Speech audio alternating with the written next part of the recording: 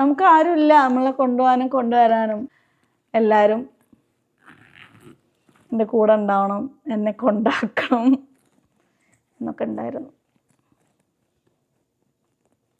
എനിക്ക് പിന്നെ ഒന്നും സംസാരിക്കാൻ പറ്റുന്നില്ല. ഞാൻ ആ ഒരു ഷോക്കിൽ നിൽക്കുന്നു. കാരണം ഞാൻ നെറ്റി ഉണരുമ്പോൾ ഇങ്ങനെ, അതും എൻ്റെ മോള് ഈ ഒരു ഞാൻ ഒരു ഇത് ഇങ്ങനെ തൂങ്ങി നിൽക്കുന്നത് കാണുന്നത്.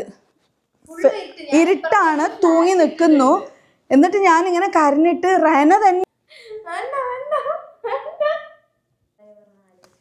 കൈയൊക്കെ നല്ല വേദന, ഉള്ളിൽ നിന്നൊക്കെ ഷടപടേത്ത സൗണ്ട് വരുന്നു. എത്ര സമയം? 12:45. അപ്പോൾ 12:45 എന്തിനാ ഹെല്ലിനെ വിളിക്കുന്നത്?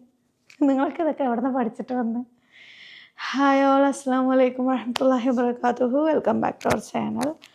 അപ്പോൾ ഞാനിപ്പോൾ ജസ്റ്റ് നമസ്കാരം ഇശാ കഴിഞ്ഞതേ ഉള്ളൂ. കാരണം ബാക്ടീരിയ ഇത്ര നേരം എഡിറ്റിങ്ങിലായിരുന്നു.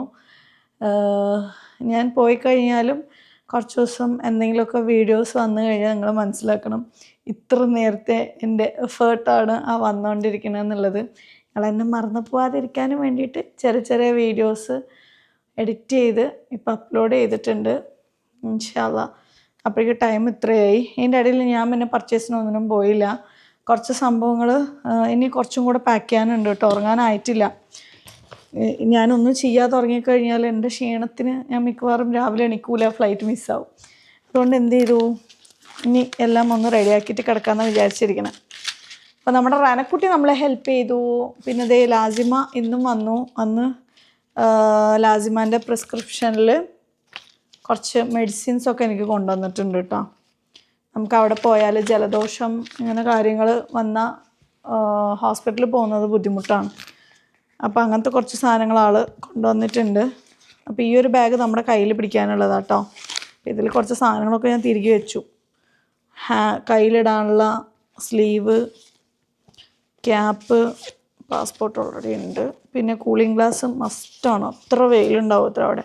നമുക്കിങ്ങനെ കണ്ണ് തുറന്ന് നോക്കാൻ പറ്റൂലാന്ന് വെയിൽ കാരണം. സോ കൂളിംഗ് ഗ്ലാസ്സോ ക്യാപ്പോ എന്തെങ്കിലുമൊക്കെ ഇട്ടിട്ടേ നിൽക്കാൻ പറ്റുള്ളൂ. അപ്പോൾ ഞാൻ കൂളിംഗ് ഗ്ലാസ് എടുത്ത്, സൺഗ്ലാസ്, കൂളിംഗ് ഗ്ലാസ് അല്ല സൺഗ്ലാസ്, അങ്ങനെ മതി. പിന്നെ ഇതിൻ്റെ ഉള്ളിൽ ഇനി എന്തൊക്കെയാ, കുട്ടികൾക്ക്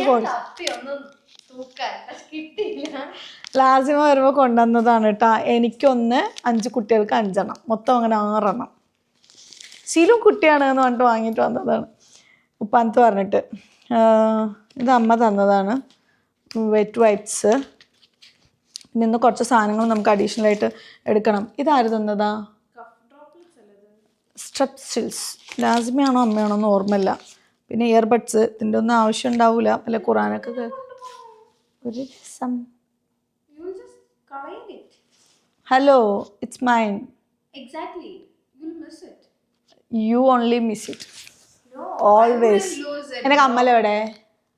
എൻ്റെ ഒരു കമ്മൽ കളഞ്ഞു കൈസുള്ളൂ. അതുകൊണ്ട് അവൾക്ക് ഞാൻ സ്വർണ്ണം ഒന്നും കൊടുക്കില്ല.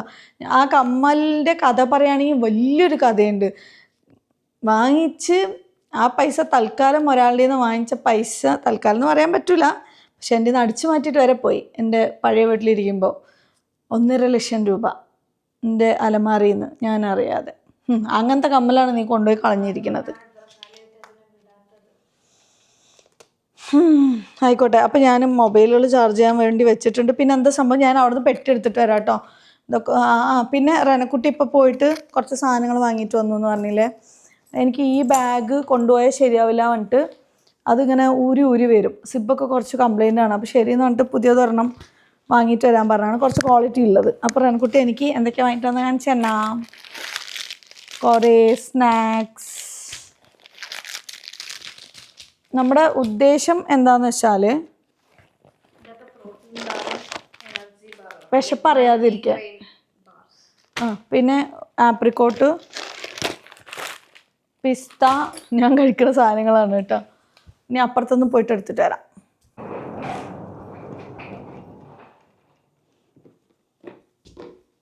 നീ കൂടെ സംസാരിക്കും വീഡിയോയിൽ, അല്ലെങ്കിൽ ബോറടിക്കൂലേ? എനിക്ക് ബോറടിക്കുന്നു. നമ്മൾ പാക്ക് ചെയ്തിട്ട് കുട്ടികൾക്ക് ആ ഗിഫ്റ്റ് വാങ്ങിച്ചു കൊടുത്തിട്ട് നോക്കുക, സാധനം താഴെ കിടക്കണം. ഞാൻ അങ്ങനെ കഷ്ടപ്പെട്ട് ഓരോന്ന് വാങ്ങുക നിങ്ങൾ ദോ എല്ലാം Obviously, അമ്മേൻ്റെ മക്കൾ. എന്താണ് അങ്ങനെ എനിക്ക് സങ്കടമാണ്.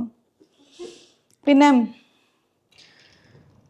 പെട്ടിയെല്ലാം പാക്ക് ചെയ്തിട്ട് സാധനങ്ങളൊക്കെ കൊണ്ടുപോയിട്ട് ഫ്രണ്ടിൽ വെച്ചിട്ട് ഇത് എന്താണ് ഇവിടെയൊക്കെ എൻ്റെ കാലിൽ ഞാൻ ചവിട്ടണ്. നീ മക്കളിൽ പെട്ടതല്ലേ madam? I mean, I'm adults now. തുടങ്ങി ഒരു 17 വയസ്സ് പൂർത്തിയാവണമെന്ന് പറഞ്ഞിട്ട് ഇത്രയും സീനിടുന്ന പെണ്ണെ കണ്ടു തുടങ്ങണല്ലേ ഉള്ളൂ. അതിന് ഇത്രയും വലിയ സീനിടണോ? അത്യാവശ്യമൊക്കെ പാക്ക് ചെയ്തിട്ട് പെട്ടെന്ന് വീട്ടിൽ പോകാൻ പറ്റുകയാണെന്നുണ്ടെങ്കിൽ അവിടെ പോയിട്ട് പിന്നെ അവിടെ കുറേ സാധനങ്ങൾ ശരിക്കും പറഞ്ഞാൽ റെഡിയാക്കാനൊക്കെ ഉണ്ട് അമ്മേനെ അങ്ങോട്ട് പോകാൻ. അപ്പോൾ കുട്ടികളൊക്കെ റെഡിയാക്കി നിർത്തിയിട്ട് അങ്ങോട്ട് പോകാമെന്നാണ് വിചാരിച്ചത്. പിന്നെ നോക്കുമ്പോൾ എൻ്റെ വർക്ക് തീരുന്നില്ല. എനിക്ക് ആക്ച്വലി ഇന്നലെ മിന്നാന്നായിട്ട് ഒരു 3-4 വീഡിയോ വന്നിട്ടുണ്ടായിരുന്നു. അർജൻറ്റായിട്ട് അവർക്ക് ചെയ്തു കൊടുക്കണം എന്ന് പറഞ്ഞിട്ട്. അങ്ങനെ ഞാനും റനക്കുട്ടിയും കൂടെ അങ്ങനെ കഷ്ടപ്പെട്ട് പാടുപെട്ട് ഇതിൻ്റെ ഇടയിൽ റനാൻ്റെ നീറ്റ് എക്സാം ഉള്ള സമയത്ത് അവളെ വിളിക്കാൻ പറ്റുമോ? ഇല്ല. അതായത് എല്ലാം നീറ്റിന്റെ അവസാന ദിവസത്തേക്ക് എടുത്ത് മാറ്റി വെച്ച് അതായത് 2 ദിവസത്തിലാണ് അമ്മ പോണത്. സോ ഈ 2 ദിവസത്തിലാണ് നമ്മൾ ഇതെല്ലാം ചെയ്തത്. അതായത് ശനിയാഴ്ച വരെ ഞാനിങ്ങനെ ശ്വാസം മുട്ടിയിട്ടിരിക്കും. എനിക്ക് ഇവളെ വിളിക്കാനും പറ്റൂല. വേറെ എന്തെങ്കിലും നോർമൽ വീഡിയോ ആണെന്നുണ്ടെങ്കിൽ ഞാൻ സ്റ്റാൻഡിലോ അവിടെ എവിടെയെങ്കിലൊക്കെ വെച്ചിട്ട് എങ്ങനെയെങ്കിലും ഷൂട്ട് ചെയ്യാം. പക്ഷേ ഇത് ബ്രാൻഡിൻ്റെ വീഡിയോ ആണ്. നമുക്ക് അങ്ങനെയൊന്നും ഷൂട്ട് ചെയ്താലും പറ്റൂല. അപ്പം ഞാൻ മെൻ്റലി ഭയങ്കര ഇതായിരുന്നു. തിരിച്ചു വന്നാലും ജീവിക്കണ്ടേ, പൈസ വേണ്ടേ? നമുക്ക് എല്ലാവരെയും പോലെ അങ്ങോട്ട് വിചാരിച്ച പോലെ എങ്ങനെയെങ്കിലും ഇഷ്ടത്തിന് ഒക്കെ ഇട്ടെറിഞ്ഞിട്ട് പോകാൻ പറ്റുന്ന സിറ്റുവേഷൻ അല്ലല്ലോ. സോ എനിക്ക് മസ്റ്റായിട്ട് അത് ചെയ്യണം. 10-15 ദിവസം നമ്മളില്ലെങ്കിലും പിന്നീട് തിരിച്ച് വന്നാൽ വിശപ്പൊന്നും നിൽക്കില്ലല്ലോ.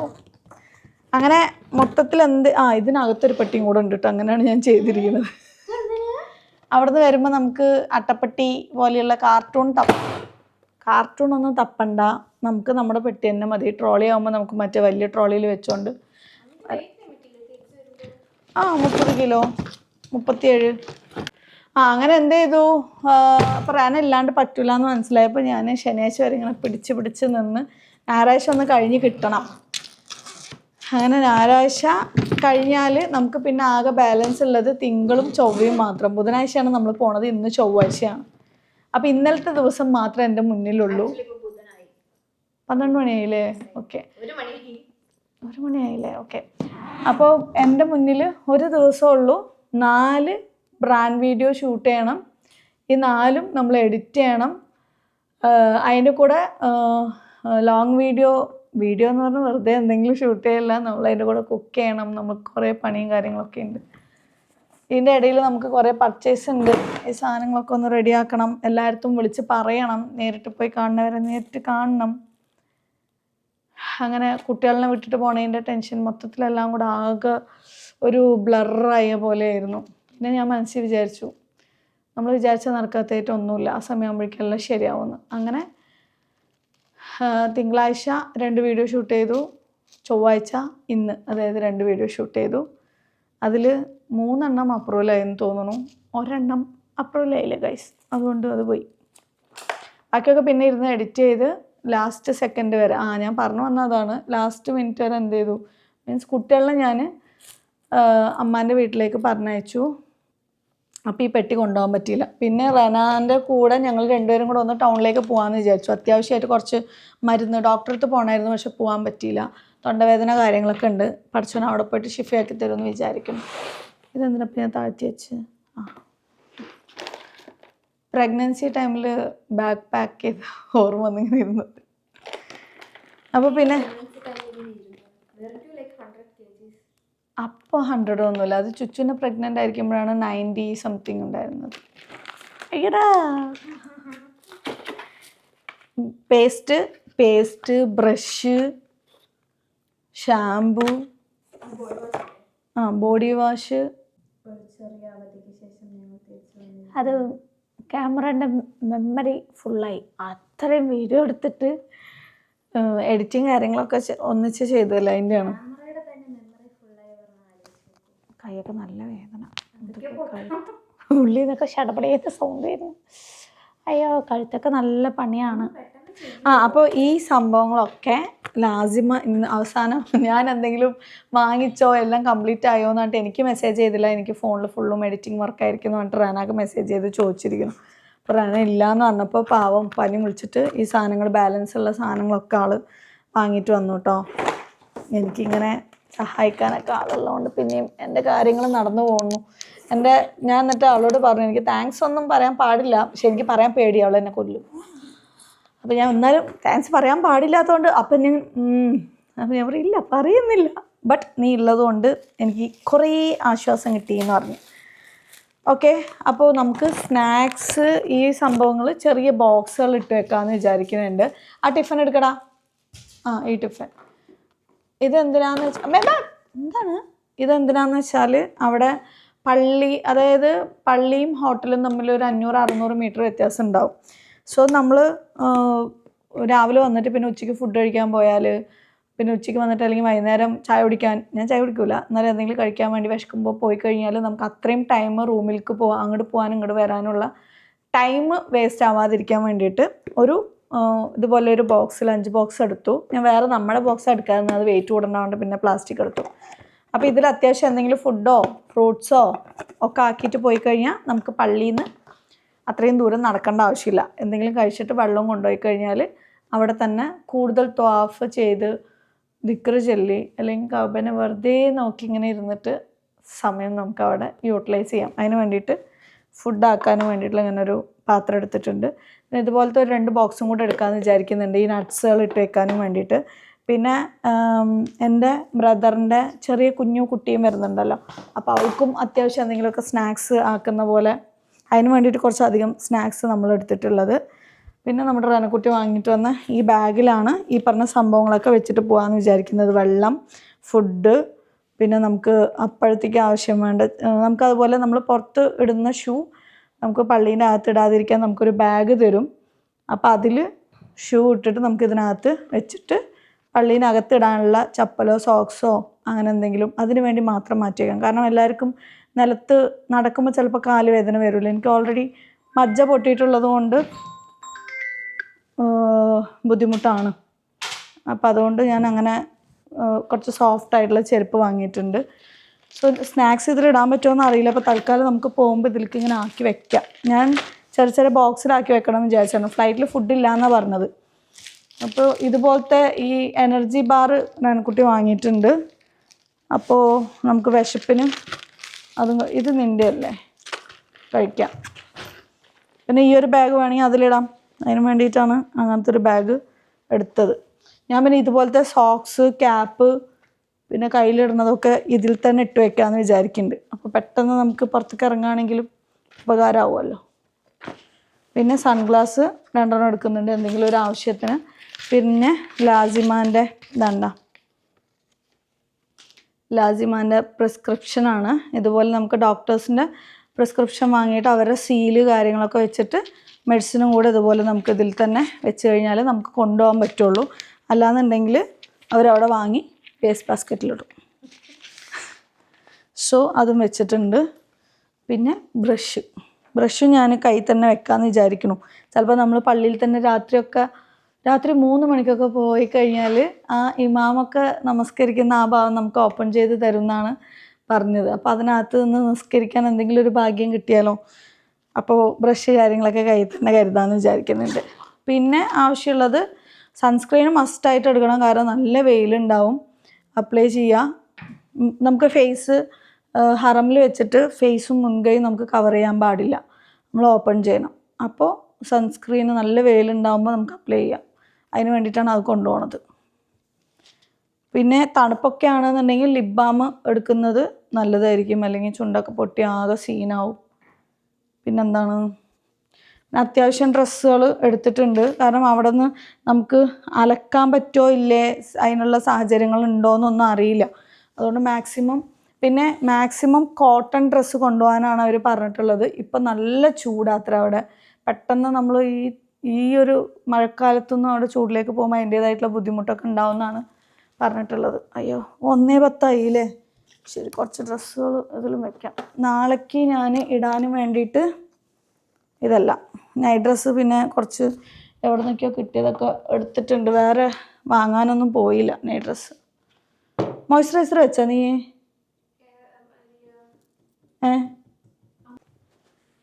അയ്യോ അയൺ ചെയ്യണം നീ തോന്നണു.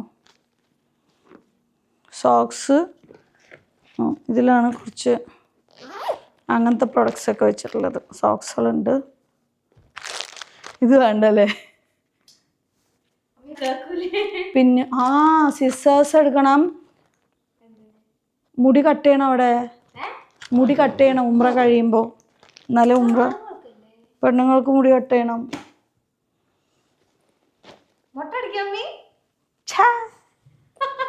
പെണ്ണുങ്ങൾക്ക് മൊട്ടടിക്കണം എന്നല്ല, മുടിയുടെ ഒരു ഭാഗം.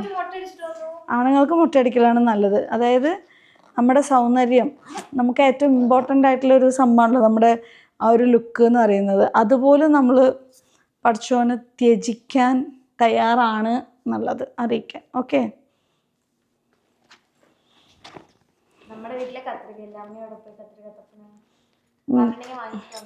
കുഴപ്പമില്ല. പിന്നെ ഇത് അവിടുത്തെ കീസ്, ഈ ബാഗ് ഞാൻ കൊണ്ടുപോകണില്ല. കീസൊക്കെ ഇതിൽ തന്നെ ഞാൻ വെക്കുന്നുണ്ട്. നിനക്ക് എന്തെങ്കിലും ആവശ്യമുണ്ടെന്നുണ്ടെങ്കിൽ ഇങ്ങോട്ട് വരാം. വണ്ടിച്ചാവി ഇവിടെ ഉണ്ട്. എന്തായാലും നമ്മൾ നാളെ രാവിലെ വണ്ടിയിലല്ലേ പോവാ.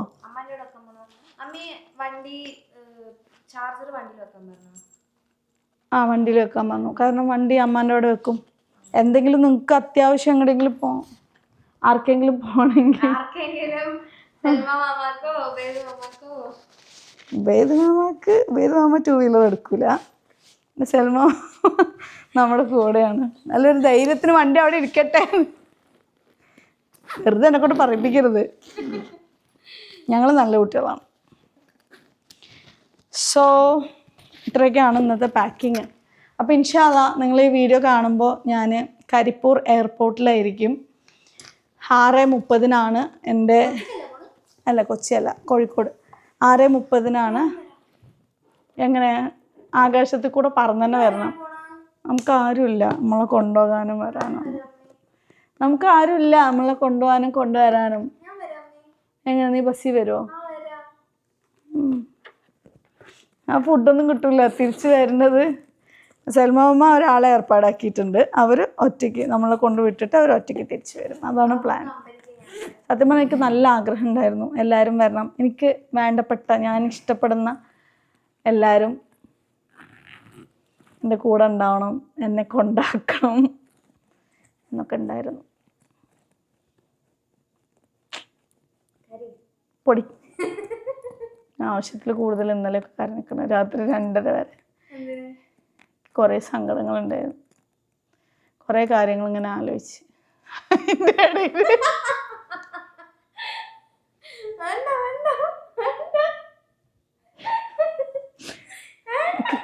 നിക്ക് ഞാൻ പറയട്ടെ, പറഞ്ഞ ഞാൻ കാര്യം നിക്ക് 1 മിനിറ്റ്.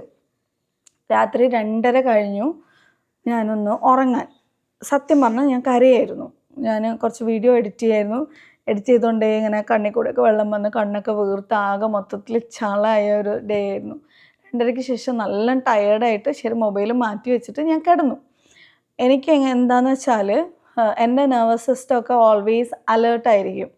ചിലർക്ക് മനസ്സിലാവും എന്താണ് അതിനുള്ള റീസൺ എന്നുള്ളത്. നമ്മൾ കുറേ കാലമായിട്ട് നമുക്ക് എപ്പോഴും അപകടം വരുന്നു എന്ന് തോന്നുന്ന സിറ്റുവേഷനിൽ ജീവിക്കുന്ന ആൾക്കാർക്ക് അങ്ങനെ ആയിരിക്കും.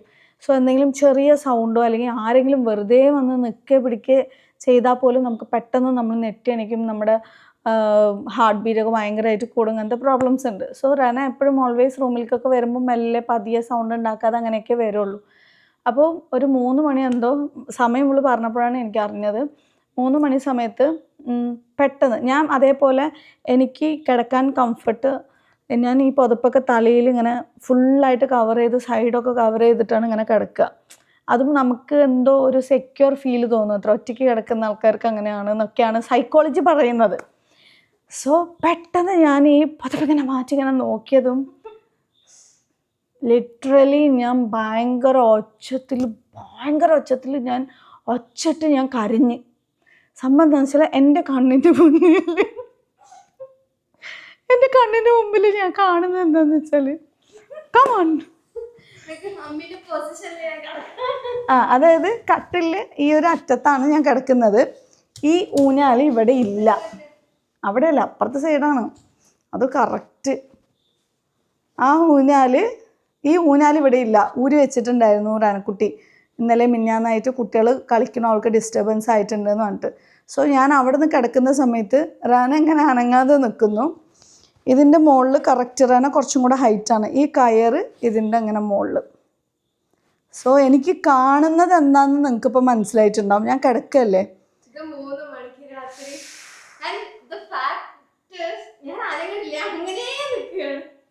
സത്യം പറഞ്ഞാൽ എനിക്കിപ്പോൾ ആലോചിച്ചാൽ നല്ല സങ്കടവും കരച്ചിലും ഒക്കെ വരുന്നുണ്ട്. ഞാനിത് കണ്ടത് ഒച്ചെടുത്ത് കരഞ്ഞിട്ട് എൻ്റെ മുന്നിൽ ഒരാൾ മീൻസ് എൻ്റെ മോള് ഇങ്ങനെ തൂങ്ങി നിൽക്കുന്നത് ഞാൻ കാണുന്നത്. കയറ് കറക്റ്റ് ഇതിൻ്റെ മേലെ. ഇപ്പോഴും എനിക്കത് ആലോചിക്കുമ്പോൾ പേടിയാണ്. ഇവള് അനങ്ങണമില്ല, ഈ കൈ താഴെയായിട്ട് ഇങ്ങനെ തന്നെ നിൽക്കുക. സംഭവം ഞാൻ എന്നെ കൊണ്ട് അമ്മ നീറ്റിന് പഠിച്ചിട്ട് 2-3 ദിവസമായിട്ട് ഉറങ്ങണില്ല.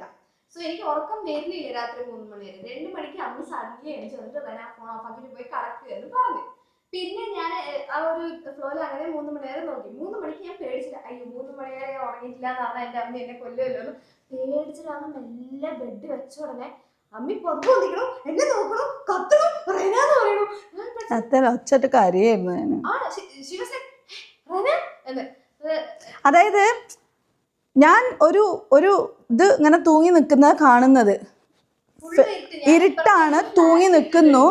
എന്നിട്ട് ഞാനിങ്ങനെ കരഞ്ഞിട്ട് റെന തന്നെയാണോ ഇത് ഇങ്ങനെ ചോദിക്കാണ്. റെന വിളിക്കുമ്പോ ഈ പെണ്ണ് സംസാരിക്കണില്ല. ഇവള് ഇങ്ങനെ അനങ്ങാതെ,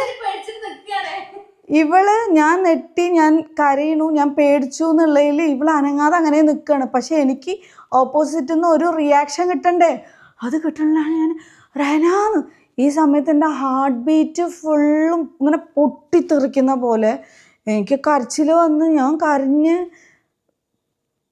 എന്നിട്ട് ഞാൻ എന്താ ചെയ്തു, ഞാൻ കിടന്നുറങ്ങിയ.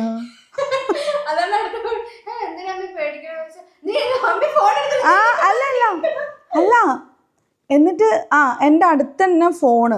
അപ്പോൾ അമ്മ എന്തിനാ കരയണം, എന്താ ഇപ്പോൾ ഇവിടെ സംഭവിച്ചത്, അതിന് മാത്രം എന്ന് ഇവള്.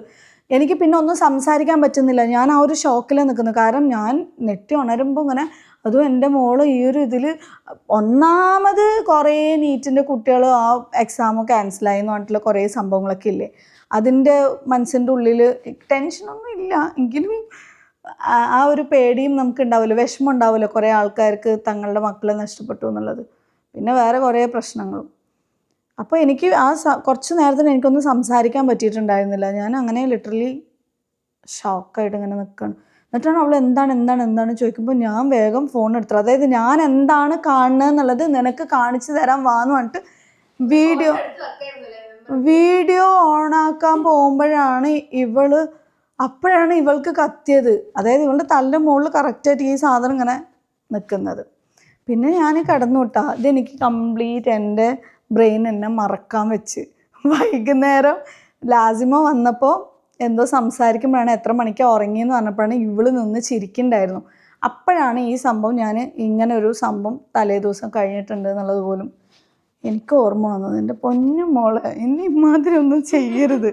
ചിലപ്പോൾ എനിക്ക് അറ്റാക്ക് വന്ന് ഞാൻ മരിച്ചിട്ടുണ്ടാവും. കാരണം ഞാൻ അത്രയ്ക്കും എന്തൊക്കെയോ ആയിപ്പോയി. എന്താ ഇത് കഥ, അത്രയ്ക്കുണ്ട് അല്ലേ. ശരി, കുറച്ച് ദിവസം എന്തായാലും എന്നെ ലൈവായിട്ട് കാണാൻ പറ്റില്ലല്ലോ. അപ്പോൾ നിങ്ങൾ കാണുക. അല്ലാ പഠിച്ചോനെ. അല്ല, ഇതൊന്ന് പാക്ക് ചെയ്ത് എല്ലാം സെറ്റാക്കി വെച്ചിട്ട് നമുക്ക് ഉറങ്ങാം. എന്തെങ്കിലും ഒന്ന് മിസ്സായി കഴിഞ്ഞാൽ നമുക്ക് തിരിച്ചു വന്ന് എടുക്കാൻ പറ്റില്ലല്ലോ. അപ്പോൾ ഇൻഷാ അല്ലാ നിങ്ങളെല്ലാവരും ഇത് കാണുമ്പോൾ ഞാൻ ചിലപ്പോൾ പിറ്റേ ദിവസം കാണുന്നവരുണ്ടാവും. ഹറമിലായിരിക്കും. ഇൻഷാ അല്ലാ പടച്ചോൻ അതിനുള്ള ഭാഗ്യം തന്നാൽ പടച്ചോൻ്റെ ആ വിളിക്ക് പടച്ചോൻ എന്നെയും കൂടെ വിളിച്ചിരിക്കുന്നു ഭവനത്തിലേക്ക്. അതിന് പോകാനുള്ളൊരു ഭാഗ്യം കിട്ടിയിട്ടുണ്ട്. മൈൻഡ് ഫുള്ളും ബ്ലാങ്ക് ആക്കിയിട്ടാണ് ഞാൻ പോകുന്നത്. തിരിച്ചു വരുമ്പോൾ എൻ്റെ ലൈഫ് എങ്ങനെയായിരിക്കും, എന്ത് ചെയ്യണം, ഞാൻ ബിസിനസ് ചെയ്യണോ അല്ല വീഡിയോ തുടരണോ അല്ല ഇങ്ങനെ തന്നെ ആയിരിക്കുമോ ജീവിതകാലം ഫുള്ളും ഇങ്ങനെ ഓടി നടക്കൽ എന്നൊന്നും അറിയില്ല. എന്താണോ റബ്ബ് തോന്നിപ്പിക്കുന്നത് ആ രീതിക്കായിരിക്കും പിന്നീട് അങ്ങോട്ട് മുന്നോട്ട് പോവുക. എനിക്കും ആഗ്രഹമുണ്ട് എല്ലാവരെയും പോലെ റെസ്റ്റ് എടുത്ത് കുറച്ച് സമാധാനത്തോടെയൊക്കെ ഇങ്ങനെയൊക്കെ ജീവിക്കാൻ. നടക്കുമെന്നൊന്നും അറിയില്ല, കുറേ കാലമായില്ലേ ഓട്ടമൊക്കെ തുടങ്ങിയിട്ട്. അപ്പോൾ ശരി, എല്ലാവരും ദുആയിൽ ഉൾപ്പെടുത്തുക. തിരിച്ച് വരികയാണെങ്കിൽ വന്നിട്ട് കാണാം. കുട്ടികൾ ഇവിടെ ആയിരിക്കൂല. അവരെക്കുറിച്ച് ആലോചിക്കുമ്പോൾ ഒരു ടെൻഷനും ഒരു സങ്കടമൊക്കെ ഉണ്ട്. പിന്നെ റനക്കുട്ടി ഉണ്ട് എന്നുള്ളൊരു ധൈര്യമാണ്. അയ്യോ ഇല്ലാന്ന് ഒരൊറ്റ എടുത്തിരുന്നേക്കാം ഞാൻ. റന ഉണ്ട്. റന ഒരു ഉമ്മനെ പോലെ ബിഗ് ദീദിയായിട്ട് നോക്കും. ഇങ്ങോട്ടും പോവല്ലേട്ടാ, ഇങ്ങോട്ടും പോരുത്. ഇച്ചു ബേബി അല്ലെങ്കിൽ അമ്മി പോണ്ടാന്ന് പറഞ്ഞിട്ടിരിക്കുകയാണ്. അപ്പോൾ ശരി, ഇൻഷാ അല്ലാ ജീവനോടെ തിരിച്ചു വന്നാൽ കാണാം. അസ്സലാമു അലൈക്കും വറഹ്മത്തുള്ളാഹി വബറകാതുഹു.